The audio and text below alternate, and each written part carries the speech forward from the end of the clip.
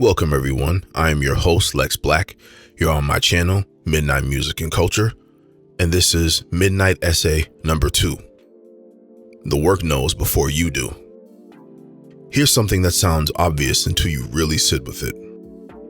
Every piece of art an artist makes is a self-portrait. Not literally, not always consciously, but somewhere in every song, every book, every film, every painting, the person who made it is in there. Their fears, their desires, the things they can't say out loud, the versions of themselves that never got to be. You'd think, of course, what artist creates work that has nothing to do with how they see the world. But here's what's less obvious. Sometimes the artist is the last one to know. Sometimes the work figures you out before you figure out the work. So I've written 4 books in my Neon District series. I'm building a space opera series. I have 2 more series in development. And when I look at the main characters across all of these stories, these people that I created from nothing, I realized something that took me a while to admit. They're all me. Not me exactly. They make different choices than I would. They live in worlds that I'll never inhabit. Some of them are darker than I am. Some are braver. Some are reckless in ways I've never allowed myself to be. But they're drawn from the same pool, the same vast interior reservoir of personality, desire, fear, and possibility that makes up who I am. I think about it like this. When people have children, sometimes that child seems to have a personality that has nothing to do with either parent. They're their own person, fully formed, surprising. But I wonder, is that new personality really new? Or is it the dormant parts of the parent's personality? The parts that never got to be dominant, finally finding expression through someone else? I think about my characters that way. The dormant parts of me, the parts that don't get to live in my actual life because of responsibility, because of circumstance, because of who I've had to become. They live in my stories. So my character Rez Fate, he's the main protagonist in my flagship book series, Neon District. He has many abilities, but one of them is called the phase ability, where he can interface with digital systems remotely, hack reality, and move through the world in ways that are invisible to others, all through an internal HUD that is provided to him by internal techno-organic cells called nanocells. Is that not a fantasy of someone who spent 20 years creating things largely unseen? Making things that most people walk right past? I'm not going to say yes or no. I'd rather let the work speak for itself. But I notice it. Quote, I write because I don't know what I think until I read what I say. Flannery O'Connor. So I've been an independent music artist making music for 20 years. And for most of that time, I made music about things, experiences, feelings, ideas, but always at a slight remove. Like I was reporting on my life instead of living inside of it. 3 years ago, I made an album called Sound of Shadows, and something was different. For the first time, I wasn't reporting. I was confessing directly, without distance. Taking the pain that I was living through, real, specific, overwhelming pain, and giving it form, song by song. The catharsis was unlike anything I'd felt before in creating music. Because I wasn't making art about my life, I was making art out of my life, and there is a stark difference. That album saved my life, and I say that plainly because it's true. The act of making it, of forcing the pain to become something with structure and melody and words, made that pain survivable. And what I discovered in making it was something I didn't know before. I had been keeping myself at a distance from my own work for years, not lying, but not fully telling the truth either.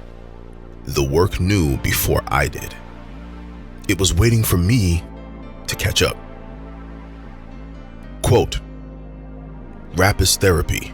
I get to talk about things I wouldn't normally talk about. Kendrick Lamar.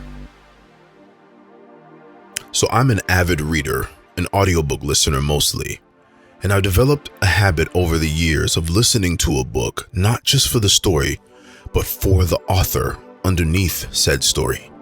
Because the author is always there. You can hear a writer's politics and how they build their worlds. You can feel their relationships and how they write love and conflict. You can sense their fears and what they do to their characters. Brandon Sanderson built the Cosmere. Multiple series, multiple worlds, different time periods, all connected to one vast universe that makes up the Cosmere universe. When I learned that, it clarified something, because I'm building something similar with Midnight Future, which is my brand. Different stories, different genres, different worlds, different mediums, all connected through a single thread. And one of these threads that I articulate that through in all of my different works is the cosmic eye. And the eye itself is a fluorescent violet, and it represents a dormant ability. It's the through line, and it means something different for every character who may possess it in each iteration of each story within my universe. Knowing Sanderson does this made me more comfortable doing it. Not because I'm copying him, but because seeing someone else externalize that same interior impulse to build a universe, not just a story, validated something I didn't know I needed validating. But I've also had the other experience. As a Black man in America, I've learned to read with a certain kind of attention, an attunement to subtext, because some authors, through their characters, their world building, their choices about who gets to be powerful and who doesn't, reveals things about themselves that they may not even be aware of. I've had to return audiobooks mid-listen because something in the prose tripped an internal wire, and then I went and researched the author and found what I suspected. The work knew before I did, even when the author didn't. That cuts both ways. It's a gift and a warning. The work will always tell the truth about you, whether you're ready for that or not. Quote, "The question is not, what do you want to say? The question is, what does the work want to say?" Ursula K. Le Guin. People sometimes ask artists, what does this mean? What were you trying to say? And some artists answer fully, openly. They walk you through every symbol, every decision, every layer of every meaning. I've never really been able to do that. Not because I'm being coy, and not because I think mystery makes me more interesting, but because I genuinely believe that the moment I fully explain the work, I diminish it.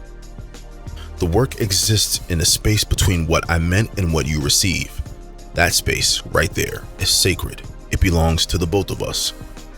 When I made Sound of Shadows, I knew what I was going through, but I couldn't have known what it would mean to someone else who was going through something completely different and yet found themselves in it. That's the miracle of honest art. It speaks to the specific and somehow arrives at the universal. So no, I won't tell you whether my characters are who I wish I could be, and I won't confirm whether the worlds that I build are the ones I'd rather live in. But I'll tell you this, I create as honestly as I can, and if you look closely at the work, all of it, the music, the books, the essays, and the worlds that I've spent 20 years building, you will find me in there. Not all of me, but the parts that matter the most, the parts I couldn't say any other way. I've been saying it throughout this episode, and I will continue to repeat it. The work knows before you do. It knows what you're afraid of, what you want, who you could have been in another life, what you believe about the world even when you haven't found the words for it yet. That's not a theory. That's my experience. 20 years of making things and finding myself in them after the fact. So if you want to know an artist, really know them. Don't ask them questions. Listen to what they made when no one was asking. That's where the truth lives. And then maybe after you've done that, you'll ask the right questions and they'll give you the right answers. Quote, "We all know that art is not truth. Art is a lie that makes us realize truth, at least the truth that is given us to understand. Pablo Picasso.